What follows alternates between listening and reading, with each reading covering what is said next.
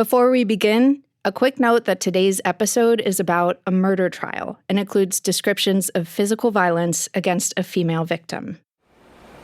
This is the Oregon State Police Crime Lab in Clackamas, the central crime lab for the state. So none of you have ever been in the lab then before? No? Okay. OPB's Conrad Wilson and Michelle Wiley are heading up the stairs with Stephanie Winter-Sermeno, some other crime lab staff, and members of the Oregon State Police. They're on the way to catch a glimpse of the place where an important part of the lab's work happens. So this is half of our main DNA laboratory space. And then we have duplicate instrumentation on the other side of the space. This is where our analysts extract DNA and also perform quantification and amplification of DNA. Samples for DNA testing are sent here from all over the state.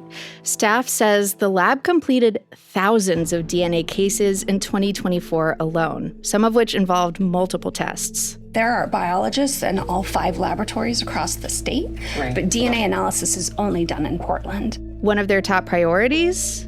Our homicides, our attempted homicides. DNA testing is often a part of murder investigations. The results of tests like this are one of prosecutors' tools to either implicate or clear a potential suspect. You hear about DNA evidence a lot on TV. It's pretty much CSI's whole thing. All right, so we got the car. Let's get the DNA. We can confirm your DNA in her bedroom on multiple occasions. Your DNA places you behind the wheel of a car that killed Amy. And I can assure you that DNA doesn't lie. Since its first use in a 1986 criminal case, DNA has been considered the gold standard of evidence. It's helped bring serial killers to justice and saved innocent people from imprisonment. And advances in DNA testing over the years have sometimes provided the opportunity for a second look at decades-old cases. That's what happened in Oregon's Washington County a few years ago, in the case of the 1988 murder of Deborah Atrops. It's a case that went cold over 35 years ago, remaining an unsolved mystery for decades. Until a few years ago, when the county reopened the investigation and the state crime lab did new analysis of DNA evidence from the scene.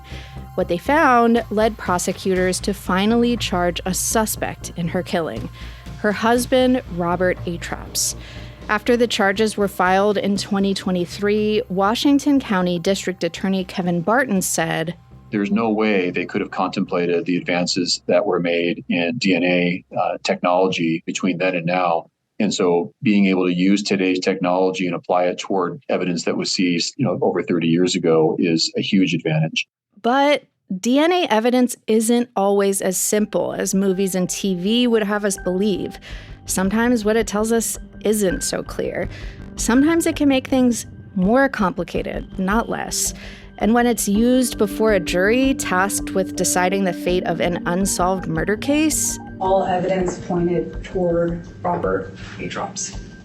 Robert Atrops intentionally caused the death of Deborah Atrops, another human being. The stakes couldn't be higher.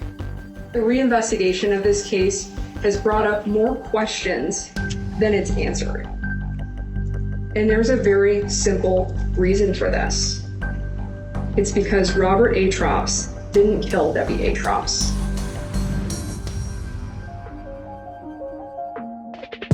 From the Gert Boyle studio, I'm Jen Chavez, and this is The Evergreen, a podcast from OPB about the place you call home. Today on the show, a violent tragedy in 1988, a long unsolved murder, and a renewed search for answers more than 3 decades later, and how DNA that helped unlock a cold case could help unravel it too. My colleagues OPB Legal Affairs reporter Conrad Wilson and OPB Public Safety and Health editor Michelle Wiley have been closely following the Atrops case for months, and they're here to help us understand what happened in court and how DNA evidence played a part. Conrad and Michelle, welcome to the show. Thank you so much for being here. Thank you. Nice to be here. So I want to start us off by talking about Deborah. Who was Deborah Atrops and what happened to her in 1988? Deborah Atrops was, a young woman. She was, I believe, in her late 20s, early 30s. She'd recently gotten married to Robert Atrops at the time, and they'd adopted a baby. But their relationship seemed like it really wasn't working out. They were separated, not living together at the time. She was seeing other people. In court documents, some close to her say they were concerned about her safety at the time. She was living in Salem. He was living in Sherwood. And she was going to school and working and, just had a very full life. And the day of her disappearance, she was supposed to show up at the house in Sherwood and pick up their daughter, right? So despite the challenges in their marriage, they were co-parenting an infant that they had adopted. And Robert was the one who called police and reported Deborah missing. A couple of days passed, and then on December 1st, 1988, Deborah was found. And this is a little graphic, but she was stuffed in the trunk of her car in a dead-end road near Beaverton. We were investigating that missing person, believing that foul play may have occurred. We did open the trunk of the vehicle, and the woman was found deceased. According to the court documents, the autopsy showed signs that she had been strangled to death. Mm. And I know at the time, detectives honed in on a primary suspect pretty quickly, her husband, Robert Atrops. They'd been estranged for several months before her disappearance, like you said, but he was never charged with anything and the case went cold. Why? What happened? Yeah, we don't have access to the full case file, but based on what we understand, it seems like they did this investigating, but they just didn't have enough evidence to bring charges. And so they, like sometimes happens in these cases, they just kind of get put on the shelf until new evidence comes up or, in this case, not for many decades. Yeah, and the case sat dormant for over 30 years. How did it get rediscovered and reopened more recently after so long? So in 2020, the Washington County District Attorney's Office got this grant, this federal grant. It's like $500,000 that was meant to address violent cold cases that involve the DNA associated with a possible suspect. They use that money to hire staff. They get this special deputy. They bring on a forensic consultant. And a few months into the job, the deputy picks up the Atrops case. Since 1988, the state has been holding on to some of the evidence, including the clothes Deborah wore the morning she was found. And so the state was like, we can retest these for DNA. And so after Robert Atrops was charged, OPB did an interview with Washington County District Attorney Kevin Barton. This was a couple of years ago. And he said that the grant really enabled the county to do things this time around that they just weren't able to do in the 80s. We were able to incorporate things like witness statements and good old-fashioned police work alongside modern DNA technology, and all of those things together brought us to the point we are today with evidence that we didn't have access to 30 years ago. So it sounds like this is the exact type of case that this cold case unit was built for and funded. 100%. That had all the elements of what they were looking for. The trial of Robert Atrops began on April 1st, 2025. The jury was sworn in. Do each of you solemnly swear or affirm that you will well and truly... And Washington County Senior Deputy DA Allison Brown began laying out the prosecution's case. I'm going to talk to you about the evidence that myself and Chris Luman are going to present over the next week or so regarding State versus Robert Atrops. Brown's opening statement to the jury covered a lot, a timeline of events on the evening of Deborah's disappearance, the car she was found in, her autopsy, potential motives for her killing, and forensic evidence, including one of the biggest changes in the years since the original investigation, DNA. Probably most significantly, what we hear of are advances in technology. So, in 1988, their DNA wasn't on the scene yet. Right? This is where that Central State Crime Lab we visited a few minutes ago comes in. And you're going to hear from Kate Weinbrecht, who's our biology processing person who did the swabs. You hear from Heather Feynman, who was in their DNA unit who did the analysis. Both of them have been doing this work for a very, very, very long time. So these are experienced forensic scientists. And many years later, they did new DNA analysis on old evidence for this case. Here's her coat. Now, we know that she was killed by manual strangulation. They swabbed areas of her coat. So they swabbed the area of her collar and shoulder, and they swabbed her cuff area. So, Conrad and Michelle, you've really focused on the role this DNA evidence played in the case. First of all, there's a lot of different kinds of DNA evidence, right? Including the kind you might hear about on television. Blood on a murder weapon, for example. Pretty straightforward.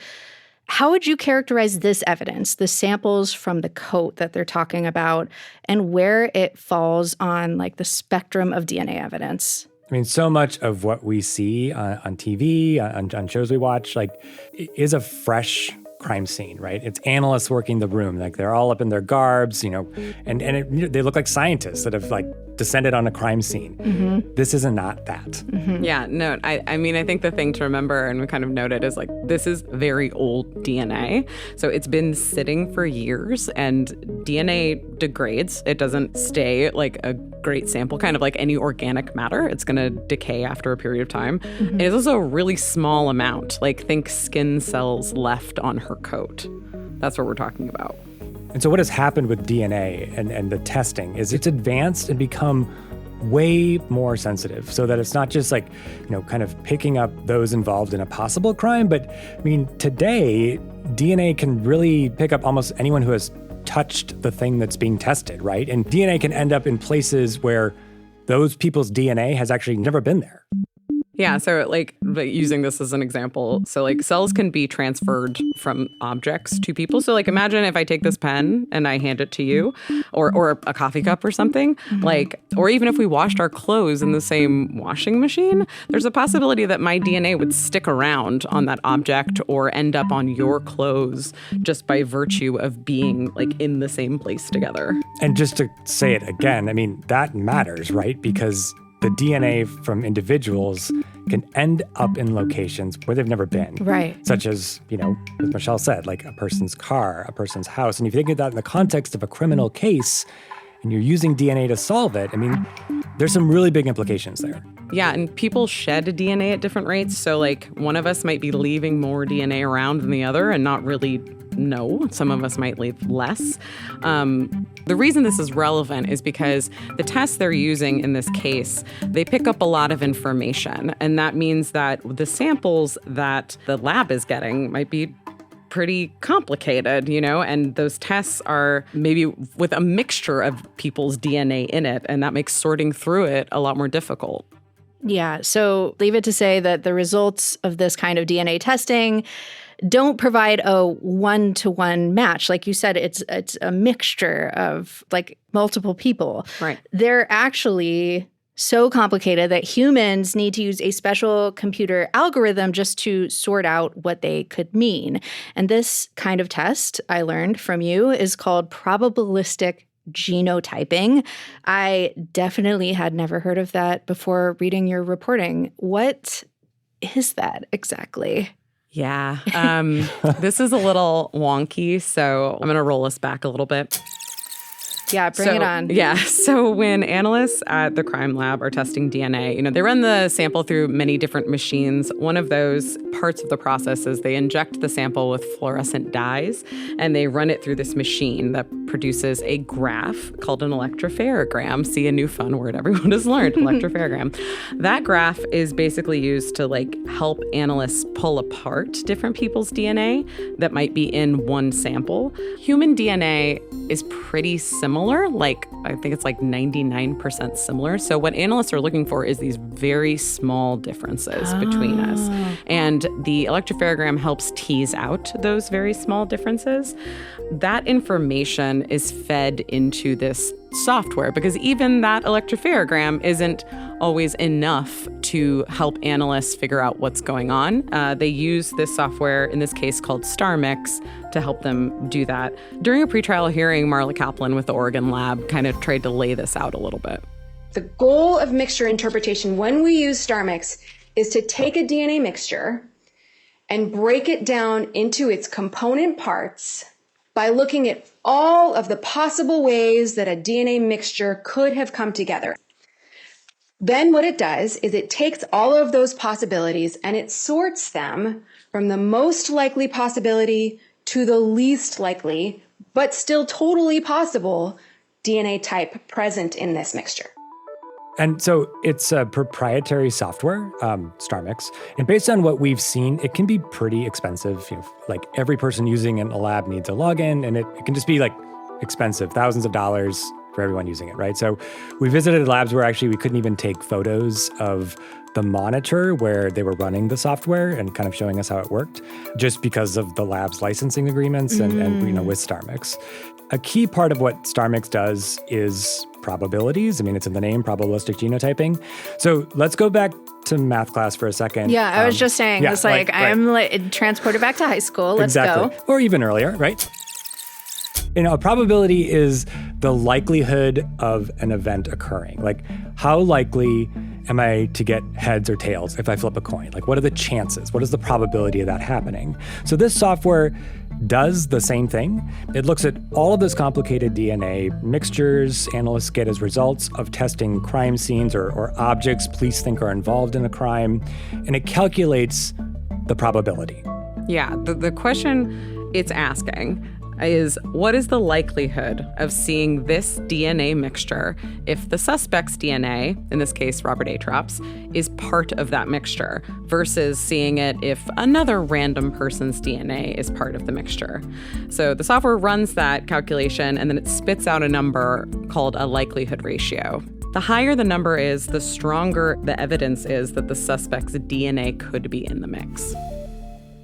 Okay, what do we learn from the DNA testing that was done in this case? So Heather Feynman is the DNA analyst at the Oregon Crime Lab who did the analysis in the Atrops case, and she testified about it extensively. She said that the likelihood numbers she got when comparing Robert's DNA sample was 132.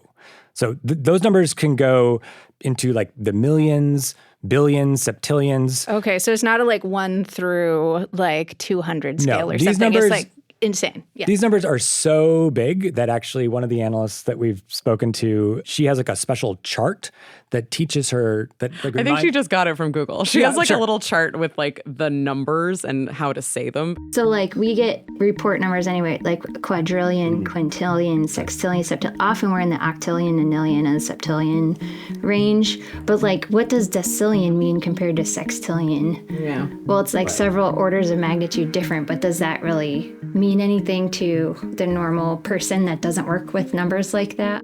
So in this case, they get 132.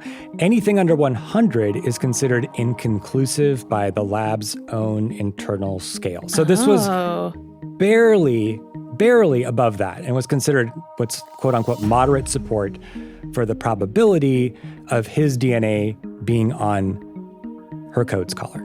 Got it. All right. And I mean, that leads me to my next question, which is, what don't we learn from this DNA testing? So Feynman testified that there's actually no way to be 100% certain about what DNA evidence is saying. We always will state our assumptions that we've made. We are not there when the DNA is deposited, so we never know what the ground truth is. There's a lot that it doesn't tell us. That was drawn out in cross-examination of Feynman by defense team's Janice Puricall. You cannot tell us when any of this DNA got on the jacket. No, DNA can't tell you that.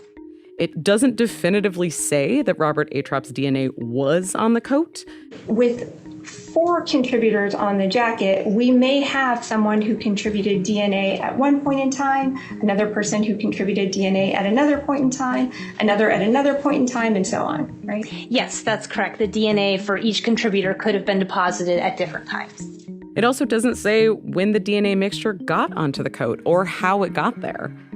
You cannot tell us if any of the DNA got on the jacket days or weeks or months before the murder.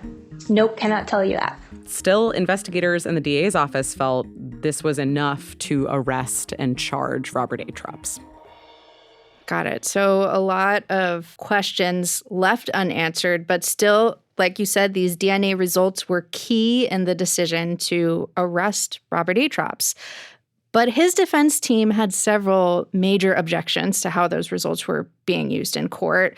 What were their biggest problems that they raised with this evidence? Okay, so when they started to break it down, I mean, it was clear from the lab's testimony, the DNA really didn't say much about the specifics of this murder. I mean, the lab also tested several times, 3 tests. 2 were inconclusive. The first 2 they did were inconclusive, meaning they were below 100, 100, right, exactly. Testing parameters were changed, and the third test, that's when they got the 132 that was admitted as evidence at the trial. Atrop's defense team argued that the DNA evidence that the lab got, it was just unreliable and basically totally weak. Just weak. Not the kind of evidence you want to proceed on in a murder trial.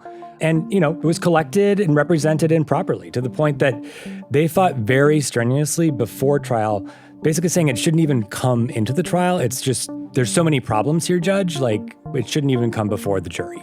But obviously they lost that argument and, the DNA played a role at trial. Yeah, and I think probably one of the bigger overall questions, like absent what the lab did, putting that aside for a second and how they conducted the tests.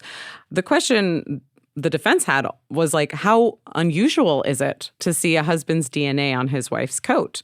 Since DNA can't tell us when a sample got there or how, like, what is the significance of finding that? Well, and now, it's also the type of DNA that there's an issue with. Like, it's not blood, it's not semen, it's not something that sort of tells us something about maybe the nature of the crime either. It's just like a chance his DNA is on the coat. Yeah. And we don't know how it got there. We don't know, from the defense's perspective anyway, it's one of those things that raises more questions than it actually answers. Mm-hmm. So, not only the strength of the evidence, but the methods of the testing were being called into question here. I mean, what was the prosecution's take on that? I mean, the prosecution really leaned on the lab as experts. They mentioned repeatedly in court that the lab does a lot of these tests, does thousands of DNA tests every year, that their staff have worked in forensics and DNA analysis for decades. The lab itself is accredited. It's quality tested, quite frequently. Both the lab itself gets checked, the staff get reviewed for their skills. And, I think from their perspective, anything that happened with the DNA was the result of, I think the prosecution would say, is of experts using their expertise in a case to try and find an answer that made sense to them. Coming up after a break, final arguments in the case, what the jury decided, and how the public's perception of what DNA evidence means can affect jury trials.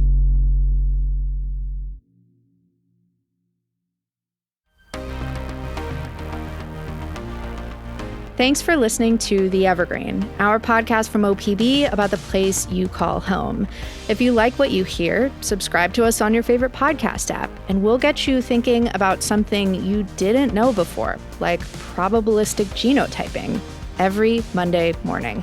You can also follow OPB on Instagram at OPB Photo, or follow me directly at Jen Chavez OPB. That's Jen with 2 N's, and I'll keep you posted on what Team Evergreen is up to. And remember, this episode about DNA evidence and its role in murder cases, and all the great OPB reporting and storytelling you hear on this show, is made possible by the support of many thousands of OPB members. You help support our accountability reporting on Oregon's legal system and so much more. Support our journalism by becoming an OPB sustaining member today at opb.org/pod. And now, back to the trial. After about a 3-week trial, both sides were given the final opportunity to make their case to the jury, closing arguments. The prosecution arguing that the evidence taken together shows that Robert Atrops was guilty of killing his wife in 1988. You know that the only person with a motive and opportunity that night is Robert Atrops. We are asking you to hold him accountable 37 years later and find him guilty of murder in the second degree. And the defense arguing that the evidence, or lack thereof, shows the opposite. After 2 separate years-long investigations with Robert Atrops as the pretty much only suspect, why there isn't enough evidence in this case to demonstrate that he murdered his wife? And the answer is because he did not. In your reporting, I know you really took note of what the prosecution said in their closing argument. What stood out to you guys, and what was your reaction? I remember sitting there in the courtroom, and I didn't almost fall out of my chair, but I was just shocked to hear what prosecutors were arguing in these closing arguments, because it was going against what their own experts, the folks from the crime lab, had said about the DNA evidence, right? I mean, they were basically prescribing kneading and characterizing the DNA as proving that Robert's DNA was on the coat, and kind of went further to say it was there with, put there with force in the course of the murder. And that is not what Heather Feynman said. Yeah, I remember Conrad was blowing up my phone being like, I can't believe what just happened. And I think it was just so striking because there was so much conversation in pre-trial about how they could talk about the DNA, these really narrow parameters. They couldn't say match. I'm not telling you that it is a match, right? We can't say that, but it is moderately supported that he cannot be excluded. Because we're talking about probability, we're not talking about matches. There was a very distinct, you cannot say this in front of the jury. Having had this very, strict sort of set of rubric around how you talk about DNA, and then to have that seemingly, kind of go out the window by the time closing arguments came around. And in the end, what did the jury decide? They found him guilty relatively quickly. Closing arguments ended after 5 o'clock. The next day, the jury came back. And, basically before that day was done, they had convicted Robert Atrops with his wife's murder. And he was convicted of second-degree murder, which carries a life sentence. So right now, he's awaiting sentencing, and the court will take that up again in July. And really, a key question in there is just when he should be eligible for parole. And, the defense, after this verdict came down, they said during closing arguments, this isn't the DNA that you see on TV, and Robert Atrops is an innocent man, and the state has convicted an innocent person. Okay, so let's talk about that. The DNA you see on television. So in the earlier 2000s, TV shows that were focused on forensic science were huge, right? And shows like this have been proven to inform people's perceptions of DNA evidence in general and what it means. I know you interviewed several legal experts about DNA evidence, and this is one of the things they all kind of brought up. What did you hear about how the public perception of DNA testing comes into play in jury trials? All forensic evidence, juries consider it, they overweight it. They consider it super significant, right? And it's called the CSI effect, right? It's because there's so much popular culture that overemphasizes and kind of overpromises what forensic science can do. Just how quickly it quote unquote matches people, with samples taken from fingerprints or DNA taken from a crime scene. And it just doesn't work like that in real court settings, right? And so we talked to experts like Professor Daniel Medwed at Northeastern University. The CSI effect, right? It was documented in the literature. And it's if there is scientific evidence, juries overvalue it. And so that is to the detriment of the defense. And because they expect forensic evidence, if there is no forensic evidence, then it's a benefit for the defense. Not only is it difficult for the DNA analysts to explain, but it's really technical and hard for juries who are made up of lay citizens, right, not experts, to put away their bias, right, and take in the science they're hearing. Yeah, and in the case of DNA, we've got both. We've got a scientific principle, you talk about it as the gold standard of evidence.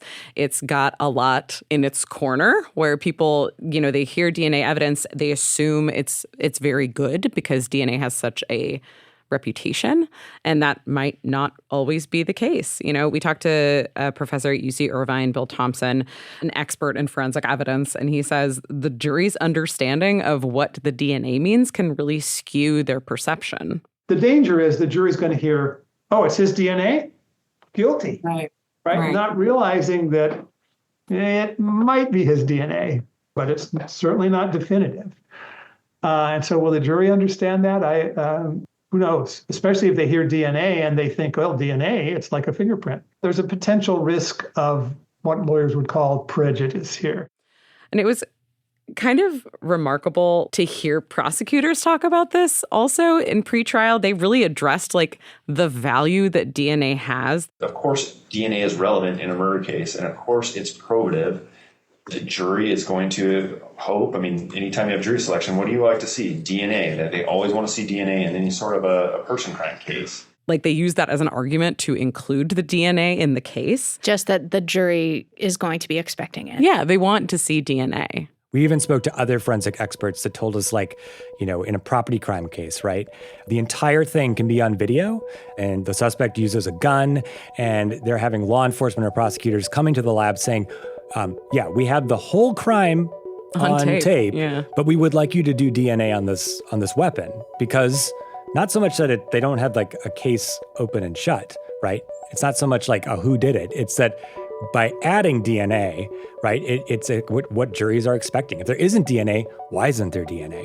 And how do the analysts and scientists think about this? How they communicate all of this super complicated science and how the public's potential biases around DNA might have an impact? It's really hard. I mean, as evidenced here, just to figure out how to talk about it.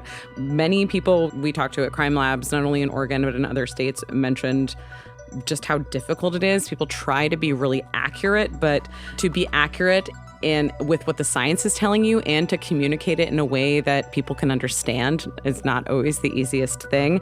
They said, that's a big part of the training for analysts in the lab, that they practice how to say it. They do mock trial, to get feedback on how they're doing. And, in some cases, they said they'll ask prosecutors, hey, how did that go? Did I explain it well? But it's just really, really difficult. Because you can be the smartest forensic scientist in the world, but if you can't communicate effectively to a jury and clearly to a jury, you're going to be an ineffective forensic scientist. So we really look at communication and those skills when we're hiring as well. And I think there's probably a divergence of thought there, which is, for some people, it's really this is, I want to make sure that what I'm saying is very clear and that people are understanding me. And then I think there's another school of thought for some analysts, which is once it's said, it's kind of out of my control. Once it's out into the world, I don't determine where the prosecution goes from there or where the defense goes from there. All I can do is step in, say what I know to be true, and let the process play out from there. And I think it's important to recognize that that's really not our role. Our role is to testify to the work that we did and the conclusions that we obtained. And oftentimes we may not even know what is said in court once we leave. We don't always even hear what the verdict is on a case. And so our role is really defined and very specific. And outside of that, I don't know that there's anything that we could do. And what about going back to the prosecution's closing argument, that one where they contradicted the testimony of their own DNA experts? I mean, is that allowed, first of all? And what might have motivated that? So it is a different part of the trial, right? I mean, you have opening statements and closing arguments, and that's not the evidence. And the jury is instructed by the judge to use the evidence. If you hear something in either the opening or the closing of the case, that's an attorney's kind of telling you what they think. It's their theory, right? The evidence is what happens in the middle, right? That's the lab experts, that's the eyewitnesses, that's the video of it, or whatever it's, is at trial that is the hard evidence that you're, as a juror, supposed to be relying on to make a decision about guilt or innocence. So at the end, the thing that gets complicated is if you have this DNA evidence that's difficult to understand, and it's not really, as a juror, clicking with your popular culture perception of what DNA is supposed to mean. You're not hearing it was a match. You're hearing this weird thing about likelihood ratios and going on for hours and hours about what the DNA means and why are they saying that, it has. They can't say when it got there or how it got there. And, maybe this DNA is meaningless. So if you're kind of Like adrift? Struggling, yeah. Struggling to grasp, right? Like what this DNA evidence means, because it's not checking those boxes, maybe what you thought as a juror. You have a prosecutor coming in telling you what they think it means. And that was what was so surprising to me sitting there in court. Can they do it? I mean, they did it, right? Was it effective? We don't know. We didn't get a chance to talk to the jurors. But you did talk to one of the prosecutors after the trial ended. What did she say? Yeah, we talked to Allison Brown about her closing. Effectively, what she said was, this is an argument. The lab's job isn't to be an advocate or to make any conclusions regarding that. So they often don't know very much about the case at all in terms of what witnesses have said or other information. So that's our job, is to do our best to piece it together for the jury and make our arguments. Our experts also noted that prosecutors are often given a lot of leeway. Like when we talked with Professor Medwed, this sort of gradient of like, what are you saying that's like, you know, we can't know for sure. Maybe it was put there in the commission of a crime. We don't know because we weren't there and there's no like witnesses to the crime. So is the prosecution saying something that's not true? We can't know that. We know that it's not what the lab said, and we know that it's not necessarily supported by the evidence that we had. What they were doing is they were basically giving the jury a hook to hang their hat on if they felt like he did it, right? The jury could say, well, there's science that supports the theory that he was there.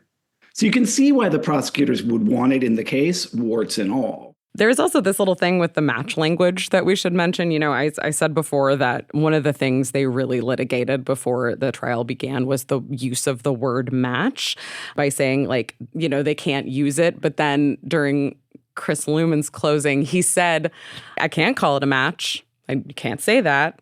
And there was this idea, you know, when we talked to our experts, like, is that, even though you're not saying it's a match, is that putting the word match back into the jury's head? Have you invoked the power it? Of suggestion. Right. Yes. Have you invoked it? Right. Yes. Like, I'm technically not allowed to say that, but like... I just said it. Yeah, right, exactly. It's a nod and a wink kind of thing. Mm-hmm. Right. Yeah, we're not supposed to say match, but you know what we mean, right? So I was really interested in what some of the DNA experts told you about the role of a judge when it comes to evidence in a trial. In the pretrial hearing for this case, the defense team argued strenuously for the judge to exclude this evidence from the jury trial altogether. And that, of course, didn't happen, but it could have. What power or responsibilities do judges in Oregon have to determine whether something should be included as evidence in a trial? Yeah, it's a huge responsibility. And really, the judge is supposed to be acting like a referee, right? I mean, making sure that what is coming into trial is good science, right? And, you know, they have every ability to kind of exclude evidence, but they kind of have to have a reason for it. And they don't, you know, by excluding certain evidence, right, they could totally change the trajectory of a case. And you only want to do that if during all these pretrial hearings that kind of decide the framework for what the jury is going to hear at trial, like you're hearing huge concerns. And in this case, right, Washington County Circuit Court Judge Oscar Garcia basically said, I hear that there's a lot of dispute over the DNA, but I think this is a matter for the jury. As a judge, I am the gatekeeper regarding evidence. I determine what the law allows to be evidence. In effect, the law considers anything that is not evidence to be unreliable. That is why you may not consider non-evidence deciding fact. However, the law does not conclude that everything that is evidence is necessarily reliable. Determining the reliability or believability of evidence is ultimately your responsibility as jurors. I mean, I guess we should also say, like, that's not always the tack that judges take. Sometimes the DNA evidence gets excluded. And in some cases, like we talked to Bill Thompson, our expert, he mentioned a case where he was called in to be a special master for a judge. In Minneapolis, who was evaluating star mix. And my job was to help the federal judge review the literature and decide whether it met something called the Daubert standard for the admissibility of evidence. The judge said, I don't really understand this DNA science. Can you look at it for me and give me an assessment? It's because this was a really smart judge. You know, he's smart enough to know what he didn't know, right? How common is that? Not common enough. So those are other options that judges may have at their disposal.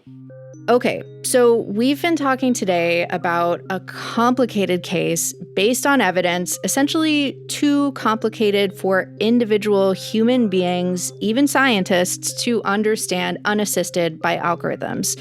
And one of the DNA analysts said in the trial that there's no ground truth with DNA evidence like this.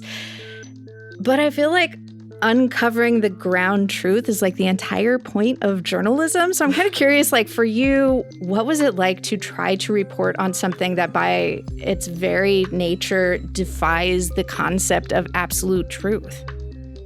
Oof. I think what this case really made me think about is like these foundational principles that I think we've like come to maybe accept, like things like DNA evidence and just sort of these foundational pieces of our criminal justice system, and whether we really understand them, understand how they work, understand how they've changed, because a lot of the science has evolved in ways that I think we don't all even know about, let alone understand, and just how that can influence our perception of how criminal cases go. And so, to your point, we can't know the ground truth, but I think the question it created for me was, what are the ground truths that I've been accepting that maybe are no longer ground truths?